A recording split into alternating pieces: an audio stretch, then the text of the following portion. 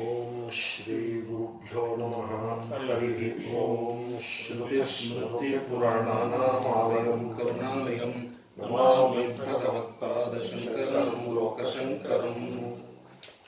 सोऽध्यासो नेति नेतीति सोऽध्यासो नेति नेतीति प्राप्तवत् प्रतिषिध्यते भूयोऽध्यासविधिः कश्चित् भूयोऽध्यास కాదు భూయోభ్యాస అయి ఉంటుంది. ఎలా ఉంది? అధ్యాసం అభ్యాస విధి అయి ఉంటుంది. మళ్ళీ అధ్యాస విధి ఏమిటి? భూయ అభ్యాస విధి అయి ఉండాలి. అయ్యో, మళ్ళీ అధ్యాసే. అధ్యాసకి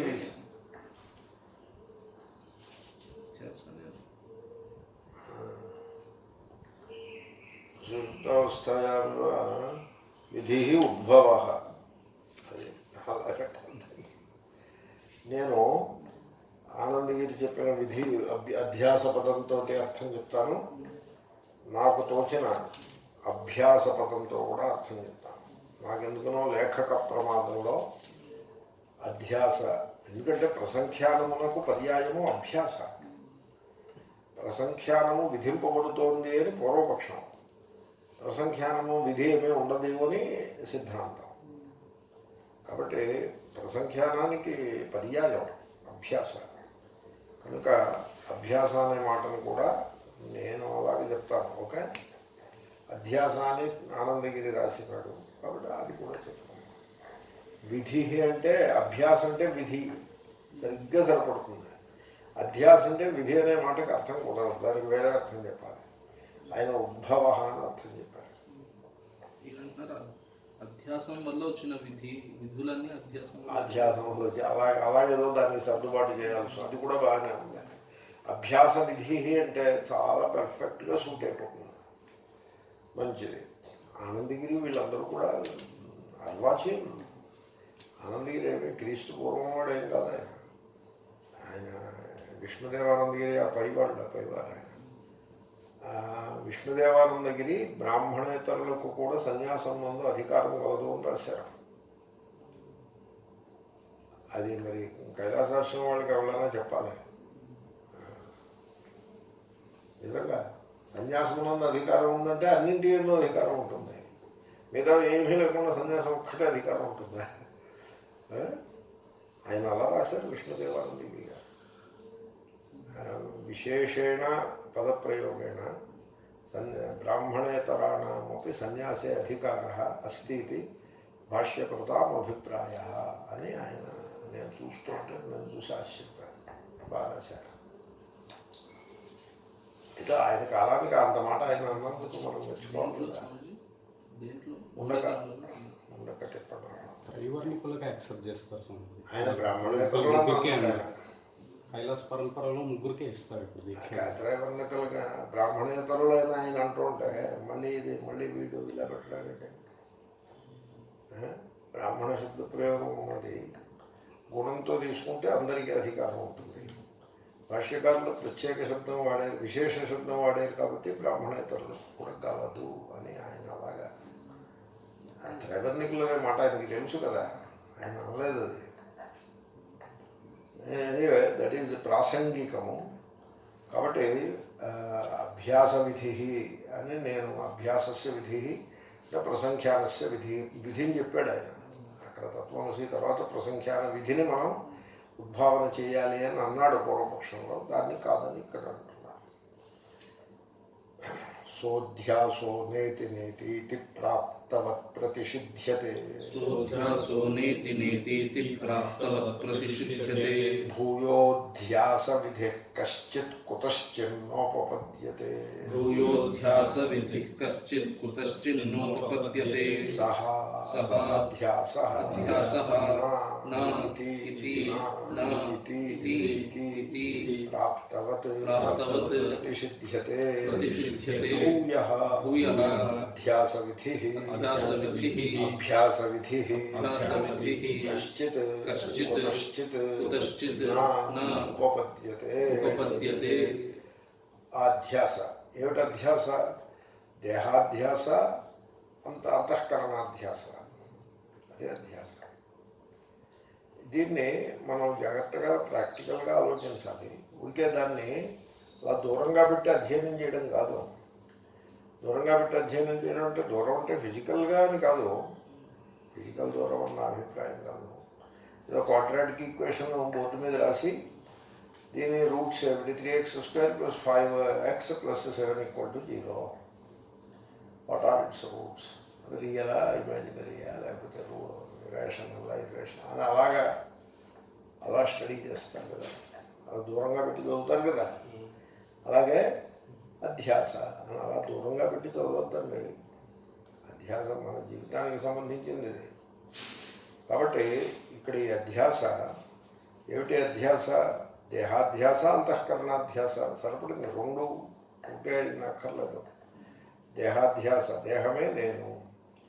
అయితే మీకు డౌట్ రావచ్చు, దేహమే నేనని ఎవడో అండవు. ఎవడైనా అనుకుంటాడా? మీకు అలా అన్నవాడు ఈ బాడీ నేను, ఐఎమ్ ది బాడీ అని ఎవడైనా అన్నాడా? I'm the body అండవు.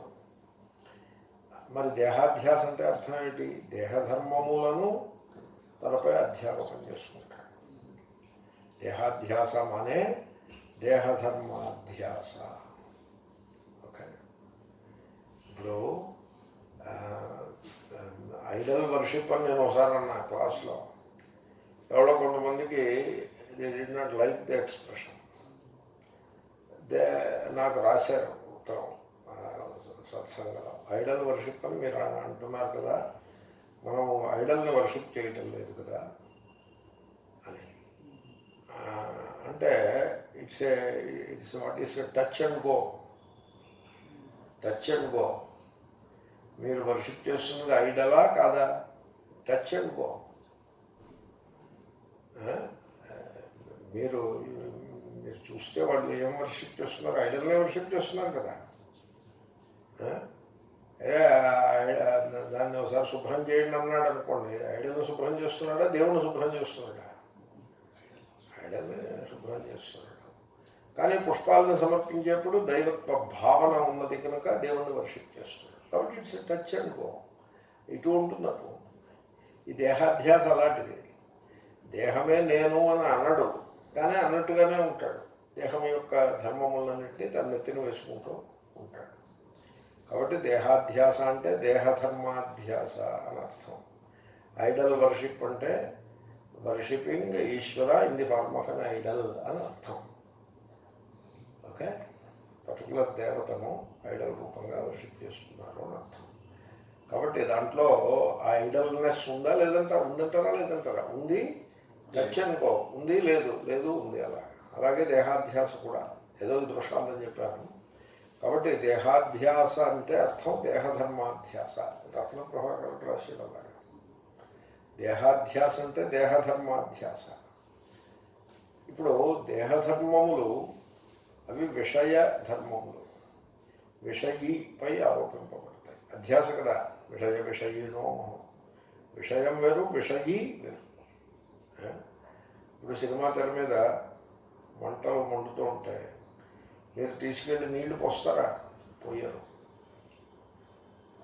May not be the right దృష్టాంత. బట్ ఇక్కడికి వచ్చేప్పటికి దేహమునకు అనారోగ్యం చేస్తుంది అనుకోండి, అసలు దేహం గురించి మీకు దృష్టి ఎప్పుడూ ఉండదు. మీరు అది గమనించారో లేదో. You are not conscious of the body. You are conscious of the body only when body is in pain. మీరు చూసుకోండి. బాడీకి నొప్పి లేకపోతే అసలు మీకు you are not conscious of the body. ఇప్పుడు అమ్మాయి అద్దం ముందు నిలబడి అలంకారం చేసుకుంటుంది అనుకోండి, అప్పుడు కూడా she is conscious of how the face looks etcetera. She is not body conscious in the true sense. మీరు డబ్బులు లెక్క పెట్టుకుంటున్నారనుకోండి, లేకపోతే ఏదైనా పాఠం చదువుకుంటున్నారనుకోండి, లేకపోతే ఏదైనా అకౌంట్లో వేసుకుంటున్నారనుకోండి, అప్పుడు మీకు బాడీ కాన్షియస్నెస్ ఉంటుందా? ఉండదు. మోస్ట్లీ ఆ బాడీ కాన్షియస్నెస్ అనే థ్రెషోల్డ్ దానిపైనే ఉంటారు మోస్ట్లీ. ఓకే, కాబట్టి బాడీ కాన్షియస్నెస్ని ఓవర్కమ్ చేయడం అంత కఠినమైన విషయం ఏమి కాదు. ఆల్రెడీ మీరు ఓవర్కమ్ చేస్తూనే ఉన్నారు, బట్ ఫర్ రాంగ్ రీజన్స్. ఇప్పుడు అహం బ్రాహ్మణ అని గట్టిగా పట్టు కూర్చున్నాడు అనుకోండి, he's more body dharma consciousness than body consciousness కదా. కాబట్టి whatever there are multiple issues involved in it. కాబట్టి దేహాధ్యాస, దేహమునకు నొప్పి ఉన్నదనుకోండి, ఈ నొప్పి యందు విషయ రెండు ఉన్నాయి, ఆబ్జెక్టివిటీ సబ్జెక్టివిటీ రెండు ఉంటాయి. నొప్పి ఆబ్జెక్టివ్, తెలుస్తూ ఉంటుంది, విషయం తెలుస్తూ ఉంటుంది. కానీ అధ్యాస వల్ల దాని యందు విషయత్వము ఆరోపింపబడుతుంది. అది నా నొప్పి అవుతుంది, నొప్పి కాస్త నా నొప్పి అవుతుంది. నా నొప్పి అయ్యేప్పటికీ అది ఇంత ఉన్నది ఇంత అవుతుంది. That is its problem. మహాత్ములకి అజ్ఞానులకి తేడా ఇంతే. రోగం మహాత్ములకి వస్తుంది, అజ్ఞానులకి వస్తుంది. కానీ అజ్ఞాని యొక్క రోగము అజ్ఞానిని చాలా పీడిస్తుంది. మహాత్ముని యొక్క రోగము మహాత్ముని అంతలా పీడించదు. అసలే పీడ లేదని నేను అంటలేదు, ఎందుకంటే ఆబ్జెక్టివిటీ ఉంటుంది కదా. ఆ మేరకు ఆబ్జెక్టివిటీ ఉన్నంత మేరకు పీడ నొప్పి ఉంటుంది. సబ్జెక్టివిటీ ఇంచుమించు లేదు కనుక ఆ పీడ ఎన్హాన్స్ అవ్వదు, మ్యాగ్నిఫై అవ్వదు. వెరీ ప్రాక్టికల్, చాలా ప్రాక్టికల్. కాబట్టి ఈ అధ్యాసను ఇక్కడ నిషేధిస్తారు ఉపనిషత్తులో. అంతేగాని ఆత్మ ఇలాగా గుండ్రంగా ఉంటుంది, పొడుగ్గా ఉంటుంది, ఎర్రగా ఉంటుంది, గుర్రగా ఉంటుంది అని చెప్పరు. అధ్యాసను నిషేధిస్తారు. ఈ నిషేధము కూడా ఎటువంటి నిషేధము? ఇప్పుడు అద్దం మీద మక్కిలి ఉన్నది, తడిగుడ్డ తీసుకొచ్చి తుడిస్తే పోయింది. అలాంటిని ఆ విధంగా అధ్యాస అనే దోషం ఆత్మయందు సంక్రమిస్తే మీరు దాన్ని నిషేధిస్తున్నారు, దాన్ని ఒక పద్ధతి ప్రకారం తొలగిస్తూ ఉన్నారా? Is it so? ఇక్కడే మెథడ్ అనే మాట దగ్గర సమస్య వస్తుంది. ఇప్పుడు అద్దం మీద మక్కిలి తీసేయాలంటే యూ ఫాలో ఎ మెథడ్. దాని మీద ఏదో ఒక లిక్విడ్ స్ప్రే చేసి వెట్ క్లాత్ తీసుకొచ్చి మాప్ చేయటం, it's a method. It takes time, it is operated in time. That is how method operates. ఇక్కడ అధ్యాసలో there is no method here. కాబట్టి టూ మచ్ ఎంఫసిస్, ఎప్పుడైనా మెథడ్ అంటే తప్పేం కాదు, but over emphasis on method in the name of tradition. So it is a method. The method is coming in the tradition, and the method is known to the guru, and it is not known to the shishya. మీరు విన్నారా? అది దాని పేరు ఏమిటి? ఇప్పుడు నేను చెప్పిన దాని పేరు గురువుడం అంటారు. అర్థమైందా? It's not about a method. ఎందుకంటే దేహధర్మాధ్యాస అంటే దేహధర్మములు ఆత్మయందు వచ్చినవా లేక వచ్చినట్లు కనపట్టుతున్నవా? వచ్చినట్లు వచ్చుటే ఉండదు. స్ఫటికం పక్కన పుష్పం పెడితే ఆ పుష్పం యొక్క ఎర్రదనము స్ఫటికానికి వచ్చినట్లు కనబడిందా? వచ్చినట్లు కనబడింది. కాబట్టి అధ్యాస కూడా ప్రాప్తమేమీ కాదు, ప్రాప్తవత్ అయినదంటాడు. ప్రాప్త ఇవ వత్, అక్కడ వతి ఉపమ, వచ్చినదా అన్నట్లు కనబడింది తప్ప రాలేదు. కాబట్టి ఇప్పుడు మీరు ఏ అధ్యాసను నిషేధిస్తున్నారు, ప్రతిషేధిస్తున్నారు? వచ్చి కూర్చున్న అధ్యాసను ప్రతిషేధించుట లేదు, వచ్చి కూర్చున్నట్లుగా భ్రమ కలిగించే అధ్యాసను ప్రతిషేధిస్తున్నారు. అంటే అర్థము అక్కడ ఉన్న అధ్యాసను తీసివేయటం లేదు, లేకున్నా ఉన్నట్లు కనపట్టే అధ్యాసను మాత్రమే తీసివేస్తున్నారు. అంటే you are trying to solve a problem which does not really exist. You are not trying to solve a real problem. If you are trying to solve a real problem, అప్పుడు మెథడ్ అవసరం అవుతుంది. But if you are trying to solve a problem which doesn't really exist, imagined problem మీరు solve చేయాలి. Imagined ప్రాబ్లంకే మరో పేరు ఉంది, false problem. False ప్రాబ్లంను సాల్వ్ చేయాలంటే ఎలా సాల్వ్ చేస్తారు? ఫాల్స్ ప్రాబ్లంని seeing the false as false, అంతే. ఆ విధంగా సాల్వ్ అవుతుంది అది. ఇప్పుడు పాము వచ్చి కూర్చుంది, ఇది ప్రాబ్లము. పాము ప్రాబ్లం కాదు మరి, but it is not real పాము, ఫాల్స్ పాము. కాబట్టి ప్రాబ్లం ఫాల్స్ ప్రాబ్లం. దాన్ని ఎలా సాల్వ్ చేస్తారు? ఒకడు కర్రతో లాఠీతో కొట్టి సాల్వ్ చేస్తానంటాడు, అలా సాల్వ్ అవుతుంది అది. ఇంకొకటి మంత్రజపం చేసి సాల్వ్ చేస్తానంటాడు, అవుతుంది అలాగా? అలా సాల్వ్ అవ్వదు. మరి ఎలా సాల్వ్ అవుతుంది? పాము అక్కడ, నువ్వు పాముని భ్రమపడ్డావయ్యా, అక్కడ పాము ఏమీ లేదు అని seeing the false as false, అసత్యమును అసత్యముగా దర్శించుట, ఆ విధంగా ఆ ప్రాబ్లం సాల్వ్ అవుతుంది. అంచేతనే దానికి మెథడ్ ఉండదు. మెథడు, ప్రసంఖ్యానం ఇవన్నీ ఉండవు. Either you see it or you don't see it, అంతే. అంతే ఉంటుంది. అయితే ఏదో ఒక మెథడ్ అయితే ఉంది కదా అంటే చూడు, మళ్ళీ it is touch and go. ఉందంటే ఉంది, లేదంటే లేదు. మీకు సినిమాల్లో ఆపరేషన్, కంటి ఆపరేషన్ చేస్తారు. సినిమాల్లో కంటి ఆపరేషన్ చూసారు ఎప్పుడైనా? చాలా సినిమాల్లో చూసుంటారు మీరు. ఏమైనా ఎప్పుడైనా చూసావా? లేదా? చూసావు కదా. అక్కడ ఎలా ఉంటుంది సినిమాలో కంటి ఆపరేషను? వీడిని స్ట్రెచర్ మీద పడుకోబెట్టడం, లోపలికి తీసుకెళ్ళడం, బయట వీళ్ళు ఆదుర్దాగా నిలబడడం, డాక్టర్ గారేమో లోపలికి వెళ్ళడం, చాలా గంభీరంగా ఆపరేషన్ చేయడం. ఇది 3 రోజులు 5 రోజుల తర్వాత కట్లు విప్పుతూ ఉండడం, మళ్ళీ వీళ్ళు వెళ్ళడం, 5 రోజుల తర్వాత వీళ్ళందరూ రావడం. ఎంత బిల్డప్ ఉంటుంది. అదంతా మెథడ్. ఆయన కట్టు విప్పడం కూడా స్లోగా విప్పుతాడు. ఇప్పుడు ఆపరేషన్ సక్సెస్సా కాదా అన్నది డాక్టర్కి కూడా తెలియదు, ఆమెకే తెలుస్తుంది. ఆపరేషన్ చేయించుకున్న ఆవిడికే, ఆయన కానీ అయితే ఆయనకు, ఆమెకు లేక ఆయనకు. అలా చూసి కనపడింది అంటే ఆపరేషన్ సక్సెస్ కదా.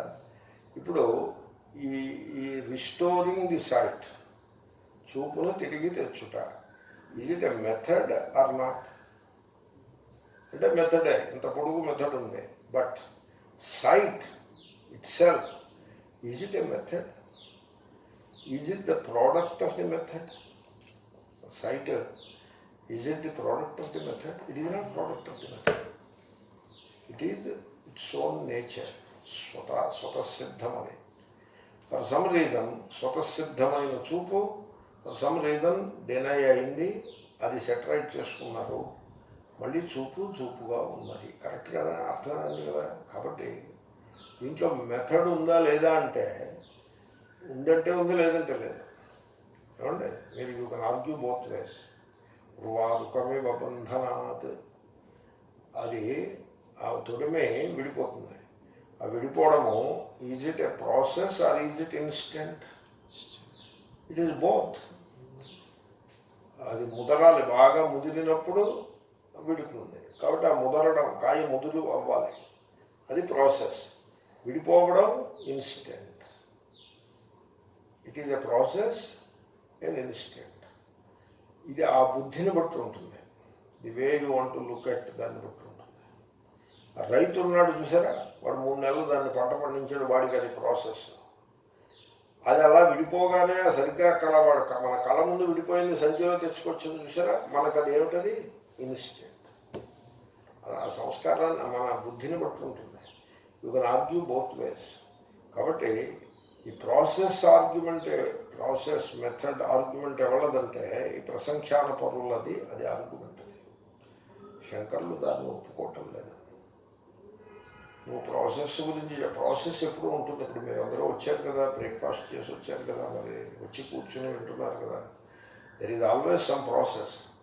అండ్ ప్రాసెస్ అంటే టైం అన్నమాట. ఆ కాల పరిచ్ఛేదం దాంట్లో ఉంటుంది. కానీ వస్తువు దగ్గరికి వచ్చేప్పటికి కాలం జారిపోతుంది. కాబట్టి ప్రాసెస్ని you follow, pay respect and follow the process. But వస్తువు నుండి ప్రాసెస్ లేదని తెలియటం అత్యావశ్యకం. లేకపోతే ఆ ప్రాసెస్ బుద్ధిలో మిగిలిపోతాడు. అది ఇక్కడ ఉన్న ఇష్యూ. కాబట్టి అధ్యాస యథార్థంగా వచ్చింది కాదు, ఉన్నది కూడా కాదు, అది లేని అధ్యాసనే మనం నిషేధిస్తూ ఉన్నాం, ప్రతిషేధిస్తూ ఉన్నాము. కాబట్టి ఇటువంటి సందర్భంలో మీరు అభ్యాసం చేయాలి అని ఒక విధిని తీసుకొచ్చి పెడతానంటే అది ఎన్నటికీ అది ఉపపన్నము కాదు, అంటే యుక్తము కాదు. ఇక్కడ మీరు అధ్యాస అని పేరు పెట్టారు. ఇప్పుడు టాపిక్ అధ్యాస విధి కాదు, టాపిక్ అభ్యాస విధి. ఆ వాక్య రచన మీరు చూసుకోండి. కశ్చిత్ అభ్యాస విధి కుతశ్చిత్ నోపపద్యతే అంటే చక్కగా ఫిట్ అయిందా, అయితే భావదులు ధాపెడితే ఫిట్ అయిందా? ఇక్కడ చర్చ ఏమిటి? అభ్యాసం ఉంటుందా ఉండదా? అభ్యాసం ఉండదు అని ఆయన అసలు ఏ రకంగా చూసుకున్నా అభ్యాసానికి తాగులేదు అని చెప్తున్నారు. అది ఎందుకంటే అభ్యాసం ఎప్పుడు అవసరం అవుతుంది? ఆ మురికి యథార్థంగా, అద్దం మీద మురికి యథార్థంగా పట్టినప్పుడు దాన్ని స్ప్రే చేసి బాగా రబ్ చేస్తేనే పోతుంది. దాన్ని అభ్యాసం అంటారు. ఆ అభ్యాసం ఎప్పుడు మురికి యథార్థమైనప్పుడు అభ్యాసం ఉంటుంది. ఇప్పుడు ఇక్కడ ప్రాప్తమైన అధ్యాస కాదు, ఇది ప్రాప్తవత్ ఉన్నది. కాబట్టి ఇక్కడ కేవలము seeing the false as falls కనుక ఇక్కడ ప్రసంఖ్యానములకు తావులేదు. అదే అభ్యాసం నా పక్షం. అక్కడ ప్రింట్ పక్షం చూసుకుంటే ఒకసారి అధ్యాస పోతే మళ్ళీ ఇంకా అధ్యాస రాదు. అదే టాపిక్ ఇక్కడ. టాపిక్ అదే, అది కూడా పాయింట్ కరెక్టే. ఒకసారి పోయిందంటే అధ్యాస ఇంకా మళ్ళీ రాదు. దేహాధ్యాస ఒకసారి వదిలిపోతే ఇంకా వీడికి మళ్ళీ దేహాధ్యాస రాదు. ఇప్పుడు మీకు ఎలాగంటే, అంటే దృష్టాంతం మీరు సరిగ్గా తీసుకోవాలి. 2 × 5 = 10 అని మీకు తెలియడానికి టైం పట్టింది. దానికి పుట్టిన వెంటనే తెలియలేదు. దానికి ఆ లెవెల్కి వచ్చేప్పటికి 2 × 5 2 5 10 అని కంఠస్థం చేసినప్పుడు కూడా వాడికి తెలియలేదు. తర్వాత తెలిసింది కదా. ఆ తెలియడం అన్నది ఇట్ ఈజ్ ఇన్స్టెంట్. అది ప్రాసెస్ అంటే ప్రాసెస్ కింద మీరు చెప్పదు. అక్కడ ప్రాసెస్ ఉంటుంది, అది లౌకిక విషయం కనుక. మొత్తానికి తెలియడం మటుకు ఇన్స్టెంట్. ఒకసారి తెలిసిన తర్వాత అది పోతుందా మళ్ళీ వాడికి? 2 × 5 = 10 మీరు అస్తమానం గుర్తు చేసుకుంటూ ఉండాలి, అక్కర్లేదు. అది ఎలా ఉండిపోతుంది మీతో. Take it like that. Alzheimer's లాంటి ఎగ్జాంపుల్స్ చెప్పద్దు, ఇంత మాత్రమే దృష్టాంతం. అలాగే దేహాధ్యాస ఒకసారి పోయిందంటే మళ్ళీ పుట్టదు అని కింద వాక్యాన్ని ఆ రకంగా చెప్పచ్చు. తప్పేం కాదు, మొత్తానికి వాక్యాన్ని సరిపెట్టచ్చు. Only issue is that is not the topic here. ఆ మాట ఎప్పుడు చెప్పాల్సి వస్తుందంటే, జ్ఞాని మళ్ళీ అజ్ఞానంలోకి పడిపోతాడేమో అన్నప్పుడు చెప్పాల్సి వస్తుంది అన్నమాట. అది ఇక్కడ టాపిక్ కాదు. మరి అది సంగతి. అధ్యాస అనేది విధి వల్ల వచ్చింది ఏం కాదు. అది అధ్యాస విధి వల్ల వచ్చింది కూడా కాదు. సో ఈయన వేరేదో మాట చెప్తున్నారు. ఈయన రామతీర్థ బాగా రాశాడు. ఈయన పునః అధ్యాస బీజాభావాత్ కృతకృత్యస్య న ప్రసంఖ్యాన విధ్యవసర అని అంటున్నాడు. మళ్ళీ ప్రసంఖ్యాన విధికి అవసరం అంటే సందర్భం లేదు అని. కాబట్టి అభ్యాస పదమే కరెక్ట్ అని నేను అనుకుంటున్నాను. అంటే ఏమిటో తెలుసిన, ఇక్కడ తేలినది ఏమిటంటే, మీరు ఏది కాదో తెలుసుకుంటే సరిపడుతుంది. అధ్యాస ప్రతిషేధమే కదా. అధ్యాస అంటే మీరు ఏది కాదో దానిని మీరు భావించుకుని ఊహించుకుంటూ ఉంటారు. మీరు ఏది కాదో తెలుసుకుంటే సరిపడుతుంది.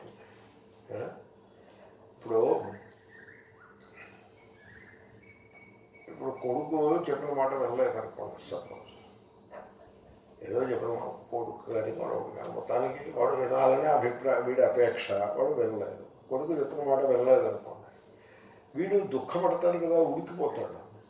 కానీ is a grown-up person. Grown-up person అంటే అర్థం ఏంటో తెలిసిన, కొడుకు అనే మాటని తీసి గ్రోనప్ పర్సన్ అనే మాట పెట్టాడు అక్కడ. అలా పెట్టాడు కదండి. హీఈ్ మై సన్ అనే మాట తీసేసి హీఈ్ ఏ గ్రోనప్ పర్సన్ అంటే అధ్యాస తొలగుతోందా లేదా? అధ్యాసను తొలగించే ప్రయత్నం చేస్తున్నాడు వాడు. Is a grown-up person, it's okay అన్నాడు అనుకోండి, దుఃఖం ఏమైంది? పోయింది కదా. ఏమిటండి, అంత చిన్న విషయంలోనే దుఃఖం పోయిందండి. Is a grown up person అని అన్నప్పుడే ఆ కొడుకు అనే పదాన్ని సబ్స్టిట్యూట్ చేసేసాడు వాడు. కొడుకును సబ్స్టిట్యూట్ చేసేస్తే తండ్రి కూడా సబ్స్టిట్యూట్ అయిపోతుంది. Is a grown up person అన్నాడంటే ఇంకా నేను తండ్రిని అనుకోవడంలో అర్థం ఏమీ లేదు. వాడు అధ్యాసను పక్కన పెట్టాడు. అధ్యాసను పక్కన పెట్టడానికి కష్టమే ఉండదు, ఊరికే తెలివితేటలు ఉంటే సరిపడుతుంది. ఎందుకంటే అధ్యాస తెచ్చిపెట్టుకున్నది కానీ యథార్థంగా ఉన్నదేమీ కాదు. అది మీరు ఊహించినదే తప్ప యథార్థంగా ఉన్నది కాదు. కాబట్టి ఒకసారి అధ్యాసం అలా పక్కన పెట్టగలిగితే మీ దుఃఖం అంతా పోతుంది. ఒకసారి అధ్యాస పోతే ఇంకా మళ్ళీ రాదు. అది ఇంకో వ్యాఖ్యానం. But that is not the topic here. ఇప్పుడు he's a grown up person అని వీడు జపం చేయాలా లేకపోతే తెలుసుకోవాలా? ఏం చేయాలి? తెలుసుకోవాలి. జపం చేస్తే తెలుస్తుందా? జపంతో సందర్భం లేకుండా తెలుస్తుందా? చెప్పండి. ఎవరు తెలుస్తుంది? అంతే. అది వెరీ సింపుల్ అండి. మీరు జటిలంగా చెప్పారంటే అది ట్రూత్ నుంచి దూరం అయ్యారని అర్థం. Very simple. సో కాబట్టి మీరు ఏమిటి కాదో తెలుసుకుంటే చాలు. ఇప్పుడు వాడు గ్రోనప్ పర్సన్ అండి, ఊరికే తండ్రి అని అనుకోవడం అవసరం అని తెలుసుకుంటే సరిపడుతుంది. మరి తండ్రి అనుకోకపోతే ఏమనుకోవాలి అనే ప్రశ్న ఉండదు. అలాంటి పిచ్చి ప్రశ్న ఉండదు. అలాంటి పిచ్చి ప్రశ్న వేసేటంటే వాడు తెలివి తక్కువ వాడు అని అర్థం. వాడికి ఏం పాఠం చెప్తారు వేదాంత పాఠం. కాబట్టి నేనేమంటానంటే సీయింగ్ ది ట్రూత్ మీద ఫోకస్ ఉండాలి. Seeing the truth. సపోజ్ మీరు ఫోకస్ మెథడ్ మీద పెట్టారనుకోండి, అప్పుడు ఏమవుతుంది? మెథడ్ మీద పెట్టేప్పటికీ మీరు శిష్యులు అవుతారు, చెప్పేవాడు గురువు అవుతాడు. ఓకే. అండ్ ఇంకా దానికి ఏదో ప్రాసెస్ ఉంటుంది. అప్పుడు ఏమవుతుందో తెలిసిన you get caught in that scheme. ఆ స్కీమ్లో దేశము, కాలము, ఇంకా అనేకములైన సందర్భములు దాంట్లో ఇమిడి ఉంటాయి. You really get caught in it. అప్పుడు he's a grown up person, లేకపోతే దిస్ ఇస్ దేహము నేను కాదు, దేహధర్మము నాకు సంబంధం లేదు అని దర్శించుట అది ఉండదు. అది ఉండదు. నేను అంచేతనే పని పెట్టుకుని చెప్తూ ఉంటాను వేదాంతానికి వచ్చిన వాళ్ళకి. ఈ వేదాంతంలోకి వచ్చిన వాళ్ళలో మేజర్ పోర్షను ఖాన్ మార్కెట్ గ్యాంగ్లో గడుపుతారు. ఎందుకంటే ఓ రకంగా ఇండియన్ సొసైటీ కొంత ప్యాంపరింగ్ చేస్తుంది. ఇండియన్ సొసైటీలో ఆ ప్రేమ ఉన్నది వాళ్ళకి. వాళ్ళు ఏం చేస్తారంటే కొంచెం వస్త్రం వేసుకుని ముఖం మీద మార్కులు పెట్టుకున్న వాడిని ప్యాంపర్ చేస్తారు. Society is like that. Very kind society. మీరు యూరప్ వెళ్ళి ఇలాంటి వేషాలు వేయండి, మీరు కాషాయం కట్టుకుని మాలలు వేసుకుని మ్యూనిక్లో దిగండి, నేను చూస్తా. ఎవడు మీ ముఖం కేస్తూ ఉంటాడు. మీకు ఒక కప్పు కాఫీ కూడా ఇవ్వడం, మంచినీళ్ళు కూడా ఇవ్వడం. ఎవరినైనా ఆపి మంచినీళ్ళు ఇవ్వరా అంటే వాడు మంచివాడైతే దేకో లుక్ ఎట్ దాట్ అని అక్కడ వాటర్ ఫౌంటైన్ ఒకటి చూపిస్తాడు. చూపించేసి వాళ్ళు వెళ్ళిపోతాడు. మీ రిప్లై కోసం చూడటం వాడే. నువ్వు వెళ్ళి వాటర్ ఫౌంటైన్ దగ్గరికి వెళ్ళి తాగదంతే. That is how they live there. ఇలాంటి ఇంతలా ప్యాంపర్ చేయరు. ఇక్కడ వీళ్ళు ప్యాంపర్ చేస్తారు. కాబట్టి ఆ కారణంగా మనం ఖాన్ మార్కెట్ గ్యాంగ్ అయిపోవడానికి అవకాశం ఉంటుంది. దక్షిణలు ఇతర అన్నీ వచ్చి పడతాయి, వేషం వేసుకుంటాయి. దాంతో వచ్చింది వేదాంతానికి becomes a member of the Khan Market gang. ఎప్పుడు ప్రాసెస్ మీద మీరు ఎంఫసిస్ పెట్టినప్పుడు most of the people become like that. అంచేతనే మీరు ప్రాసెస్ మీద కాదురా, సీయింగ్ ద ట్రూత్ మీద ఫోకస్ పెట్టుకోండి అని చెప్పడం. ప్రాసెస్ అనేది లేదు అని చెప్పుటందు తాత్పర్యము కాదు. సీయింగ్ దగ్గరకు వచ్చేప్పటికి ప్రాసెస్ బికమ్స్ ఇర్రెలవెంట్. అదే కాబట్టి మళ్ళీ విధి అంటే మళ్ళీ విధి, అభ్యాసము, మళ్ళీ ఇది చేయి అది చేయి. మేము ఉండవు. You see the truth. లేదంటే మేము చూడలేకపోతున్నాం truth. You do go and do something. Truth చూడలేకపోతున్నాం అంటే ఏం చెప్తారండి? మళ్ళీ అక్కడ కూడా ప్యాంపర్ చేయకూడదు. అక్కడ కూడా ప్యాంపర్ చేయకూడదు. నువ్వు నువ్వు వేదాంతాన్ని ఎందుకు వచ్చేవారా? నీ స్వరూపం తెలుసుకుందుకు వచ్చేవా? లేకపోతే నీ భార్య చెప్పిన మాట వింటలేదు, కొడుకు చెప్పిన మాట వింటలేదు, ఇవన్నీ పరిష్కారం చేసుకుందుకు వచ్చావా? నువ్వు అది ముందు సెట్. గురువు అలా చెప్పాలి. ఈ గురువులు ఏం చేస్తారంటే ఎంకరేజ్ చేస్తారు. ఎందుకంటే వాళ్ళే సంసారంలో ఉంటారు. వీడు నా భార్య చెప్పిన మాట వింటలేదంటే నేను నీకు ఉపాయం చెప్తాను అంటాడు. ఎంకరేజ్ చేస్తారు. ఇమోషనల్ ప్రాబ్లమ్స్ అన్నింటినీ ఎంకరేజ్ చేస్తారు. ఎంకరేజ్ చేసి దే డెవలప్ ఇమోషనల్ డిపెండెన్స్. ఇతరుల యందు వాడు తనపై ఇమోషనల్గా ఆధారపడి ఇట్లాగా తయారు చేసి పెడతారు. ఇమోషనల్గా ఆధారపడ్డాడు అనుకోండి, ఇంకా అలా పడు ఉంటాడు. కైండ్ ఆఫ్ ఇమోషనల్ బాండేజ్ని పెట్టుకుంటారు. నేను నీకు మంత్రం ఇస్తాను రేపు పొద్దున్న రమ్మంటాడు. వాడు అడక్కపోయినా మొన్నటి పొద్దున్న వాడు రాకపోతే ఫోన్ చేసి పిలిపించి వాడికి ఒక మంత్రాన్ని ఇచ్చేస్తాడు. ఇచ్చేసి ఓ పండు వాడు తీసుకురాకపోయినా వాడి దగ్గర పళ్ళు ఉంటాయి కదా, ఓ పండు ఇచ్చేస్తాడు, ఓ మాల కూడా ఇచ్చేస్తాడు. ఇంకా పళ్ళు ఈ బతుక్కి ఇంకా మళ్ళీ ఇంకో గురువు కేసు చూసే ఉంటే పాపం వస్తుందని చెప్తాడు. ఇదంతా ప్రాసెస్లో ఆ రకంగా తయారవుతుంది. You don't fall in to that trap. అది ప్రసంగంగా చెప్పాను. ఇక్కడ పాయింట్ ఏమిటంటే మీరు ఏది కాదో తెలుసుకుంటే సరిపడుతుంది. అస్తమానం మరైతే నేను ఏమిటి అని అడగకూడదు. వాటేమై అని అస్తమానం అలా అడగకూడదు. నువ్వు ఏమిటో నువ్వు తెలుసుకోవాల్సిన అవసరం లేదు. నువ్వేమిటో నువ్వెందుకు తెలుసుకోవడం?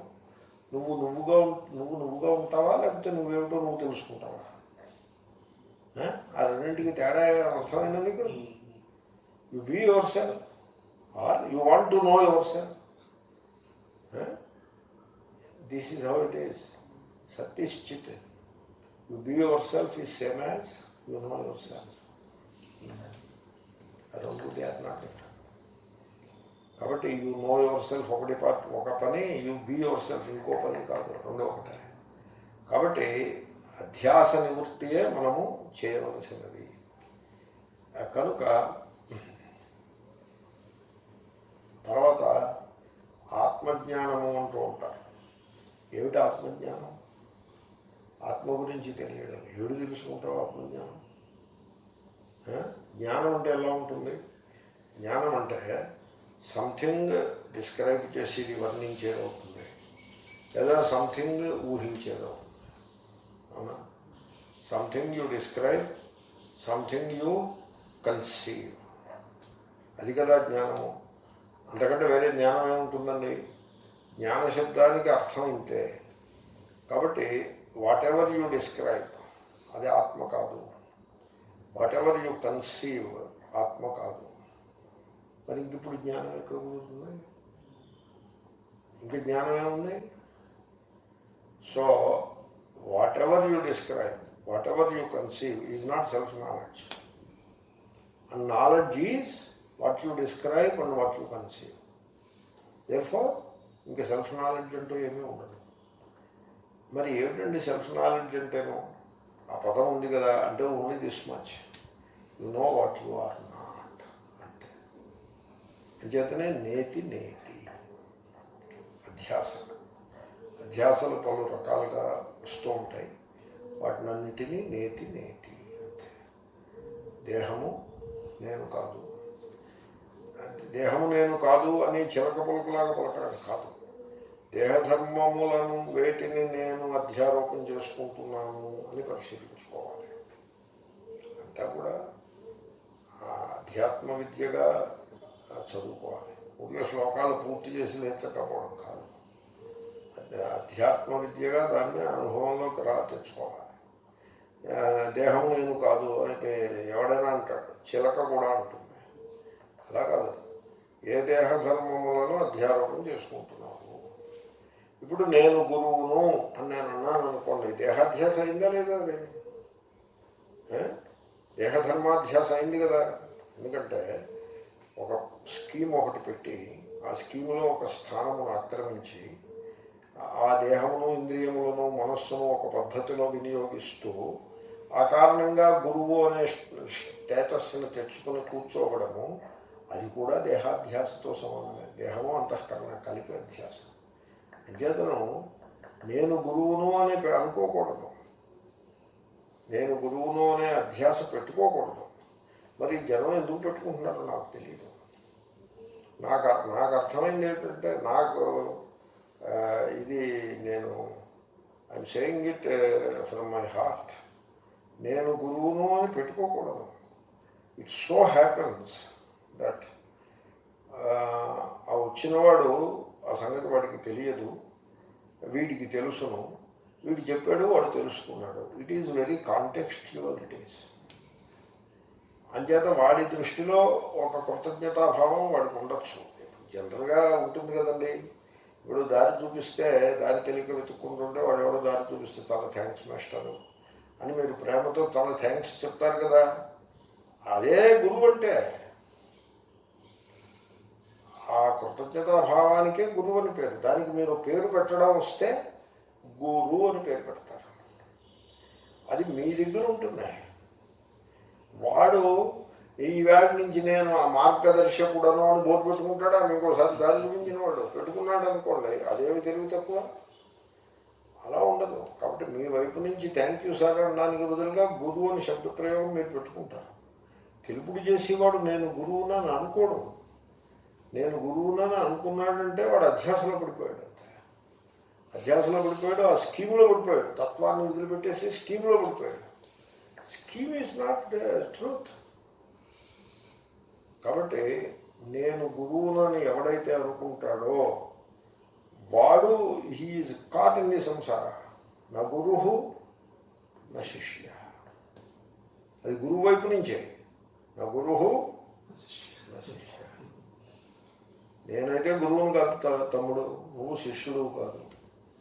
తమ్ముడు అని పిలుస్తారు రేలే చిన్నవాడైతే. అంటే ఏదో పిలవాలి కాబట్టి అలా పిలుస్తారు, ఏదో పేరు పెట్టి పిలవాలి కాబట్టి. కాబట్టి అటువంటి అధ్యాస కూడా పెట్టుకోకూడదు. నేను ఈ మాట చెప్తాను. వేదాంతం చదువుకుని నాకు కనపడుతూ ఉంటారు. వేదాంతం చదువుకుని ఆచార్యులు మేమనే తలపోయు పెద్దలు, మంచి మనస్సు గల వాళ్ళు, గుడ్ మీనింగ్ పీపుల్, వాళ్ళు వచ్చి క్లాసులో కూర్చుంటారు. నేను వాళ్ళని ఉద్దేశించి చెప్తాను, ఈ రోజు నుంచి మీరు ఈ అధ్యాసను విడిచిపెట్టండి, నేను గురువును అనే అధ్యాసను విడిచిపెట్టండి అని నేను చెప్తా. అంటే వాళ్ళు అంటారు మేము విడిచిపెట్టాను, నువ్వెవడో మాకు చెప్పడానికి అంటారు. అయితే you belong to the Khan Market gang అని నేను అంటాను. ఇప్పుడు నాకు శిరశ్ఛేదం చేస్తానంటే వచ్చి చేయి అంతే. This is where things stand. నాకు శిరశ్ఛేదం చేస్తావు చేయవా, ఏం పర్వాలేదు. కాబట్టి అధ్యాసం పెట్టుకోకూడదు. What you are not you have to know. What you are you need not know. ఆత్మను గురించి టోటల్ నెగేషన్ తప్ప ఇంకా వేరే పద్ధతి ఏమీ లేదండి. దెర్ ఈజ్ నో జ్ఞానం అదర్ దాన్ టోటల్ నెగేషన్. కొంత ఇటు కొంత అటు అలా వద్దు. అంచేతనే శాబ్దబోధ, అఖండాకార వృత్తి ఇటువంటి మాటలు ప్రయోగిస్తూ ఉంటే నేతిని జీర్ణం చేసుకోలేక ఇలాంటివి ప్రయోగిస్తున్నారా అనే డౌట్ వస్తుంది. ఇప్పుడు దీంట్లో ఇంకో రహస్యం కూడా ఉన్నది. నేను టాపిక్ మొదలుపెట్టాను కాబట్టి ఇంక ఈ శ్లోకంతో ఆపేస్తాను, ఈ పూట ఇది చెప్పేసి ఆపేస్తాను. ఈ నేతిలో ఉన్న రహస్యం ఏంటంటే, ఇటి అని చెప్పినప్పుడు వృత్తి ఏర్పడుతుంది, దేర్ఫోర్ పరిచ్ఛిన్నంగా ఉంటుంది. ఇది బ్రహ్మ అని చెప్పారనుకోండి, వాడు వృత్తిలో పెడతాడు దాన్ని. బ్రహ్మ అన్నదాన్ని వృత్తిలో పెడతాడు కదా. It is the subject matter of వేదాంతాన్ని వృత్తిలో పెడతాడు. వాడు వృత్తిలో పెట్టిన బ్రహ్మకి పేరేమిటో తెలిసిన? బ్రహ్మ ఐడియేషనల్ బ్రహ్మ, కాన్సెప్చువల్ బ్రహ్మ అని పేరు దానికి. అంటే అర్థం ఈజ్ ఇట్ ది రియల్ బ్రహ్మ కాదు కదా. రియల్ బ్రహ్మ కాదు. ఎప్పుడైతే వృత్తిలో దాన్ని కూర్చోబెట్టాడో అది రియల్ బ్రహ్మ కాదు. కాబట్టి వృత్తిలో మీరు వృత్తిని ఇన్వోక్ చేయకూడదు. వృత్తిని ఇన్వోక్ చెయ్యని పదమును ప్రయోగించాలి. ఓకే, చతుర్భుజ అన్నాను అనుకోండి నేను, మీకు వృత్తి వస్తుంది. జటాజూటధారి అన్నాను అనుకోండి, వృత్తి వస్తుంది. ఓకే, లేకపోతే గౌరీపతి అన్నాను అనుకోండి, వృత్తి వస్తుంది. సీతాపతి అంటే వృత్తి వస్తుంది. అక్షరం అంటే ఏమొస్తుంది? వృత్తి వచ్చిందా? అంటే ఏమిటి? ఏది నశించనిదో అక్షరం అంటే మీకు అర్థం తెలుసు ఉండాలి. అర్థం తెలుస్తుంది. అర్థం ఏమిటి? ఏది నశించనిదో అని అర్థం. నాశము లేనిది. నాశము అంటే వృత్తి ఉంటుంది. నాశము అంటే వృత్తి ఉంటుంది. తెలుస్తుంది కదా మీకు వృత్తి. నాశ శబ్దానికి అర్థం తెలుసు కదా, వృత్తి ఉంటుంది. నాశము లేనిది అనేప్పటికీ ఆ వృత్తి ఏమవుతుంది? నాకాఫ్ అయిపోతుంది. కొత్త వృత్తి పుట్టదు. కొత్త వృత్తి పుట్టడానికి హేతువు లేదు. కానీ శబ్ద ప్రయోగం ఉంటే కానీ ప్రవృత్తి నిమిత్తం ఉండాలి. శబ్ద ప్రయోగం ప్రవృత్తి నిమిత్తం. కాబట్టి అర్థం ప్రవృత్తి, అదే వృత్తి. దానికి నిమిత్తం శబ్దం, అది లేదు. నాశముకు వృత్తి ఉంటుంది. నాశము లేదు అంటే ఆ ఉన్న వృత్తి కాస్త, పుట్టిన వృత్తి కాస్త నాకాఫ్ అయిపోతుంది. నాకాఫ్ అయిపోతే ఏముంటుంది? వృత్యభావం ఉంటుంది. వృత్యభావం ఇంకో ఘటాభావం, పటాభావం, ఇవి అభావాలు వేరు నైయాయికులకు. అభావాలు వేరు. శంకరులు తిట్టిపోశారు ఘటభాష్యంలో. అభావాలు వేరు ఏమిట్రా? నాకు ఘటాభావానికి పటాభావానికి ఉండే తేడా ఏమిటో చెప్పు నాకు. విశేషం బ్రూహి, ఏమిటి తేడా? ఈ టేబుల్పై ఘటము లేదు, ఏనుగు లేదు. ఈ ఘటము లేదు అన్నదానికి, ఏనుగు లేదు అన్నదానికి తేడా ఏమిటి? తేడా ఏముండదు. అభావంలో విశేషం ఏముండదు. అంచేతన అభావం అంటే చాలు. వృత్యభావం అని అనక్కర్లేదు. వృత్యభావ అభావయభావం. ఓకే, ఆ అభావం ఏం చేస్తుందంటే ఉపలక్షణం చేస్తుంది. నాశము లేనిది అనేప్పటికీ నాశాన్ని ఊరికే నేను మీకు విషయం సందర్భాన్ని చెప్పడం కోసం చెప్పాను. నాశ అభావ ఉపలక్షితం బ్రహ్మ. ఉపలక్షితం అంటే ఏమిటి? నాశాభావం ఎక్కడుంది? చైతన్య రూపంగా ఉంది. అభావం అంటే అభావావచ్ఛిన్నం చైతన్యం. అన్నీ తెలియాలండి. అలాగే అభావం చైతన్యం లేకపోతే అభావం తెలుస్తుంది. అభావము తెలియదు, అభావము తెలియదు. కాబట్టి నాశము లేనిది అనేప్పటికీ నాశం డ్రాప్ అయిపోతుంది, అభావం ఉంటుంది. అభావం ఉంటుందంటే అభావావచ్ఛిన్న చైతన్యం ఉంటుంది. అభావము చైతన్యము చేతను కవర్ అయి ఉంటుంది. ఆ భావం ఏం చేస్తుందంటే చైతన్యాన్ని మనకి సూచనగా చూపిస్తుంది. చూపించి ఆ భావం జారిపోతుంది. దిస్ ఈజ్ హౌ నేతి వర్క్స్. కాబట్టి నేతిలో వృత్యభావమునకు ఫోకస్ తప్ప అఖండాకార వృత్తికి ఫోకస్ కాదు. అయితే మన తత్వమసీలో అఖండాకార వృత్తిని వాళ్ళు వర్కౌట్ చేస్తారు. ఎందుకంటే అక్కడ నాలేదుగా. నాలేదు. నేను నాని పట్టుకుని నేను అభావం చెప్పాను. వాళ్ళు అసీని పట్టుకుని అక్కడ వృత్తిని నిలబెట్టుకుంటారు. మంచిది. ఇప్పుడు అది ఆ ఇష్యూ కాదు. ఇక్కడ జరుగుతున్నది చెప్తున్నా.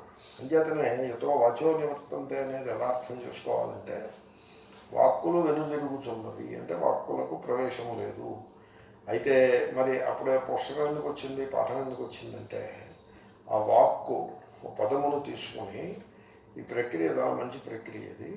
ఆ పదమును తీసుకుని ఆ పదములో ఉండే అర్థాన్ని నాకాఫ్ చేసేయాలి. క్షర అనే పదం తీసుకోవాలి. దానికి అర్థం తెలుసు కదా మీకు. క్షర అంటే నాశము చెందేది అని అర్థం. క్షర సంచలనే నాశము చెందేది.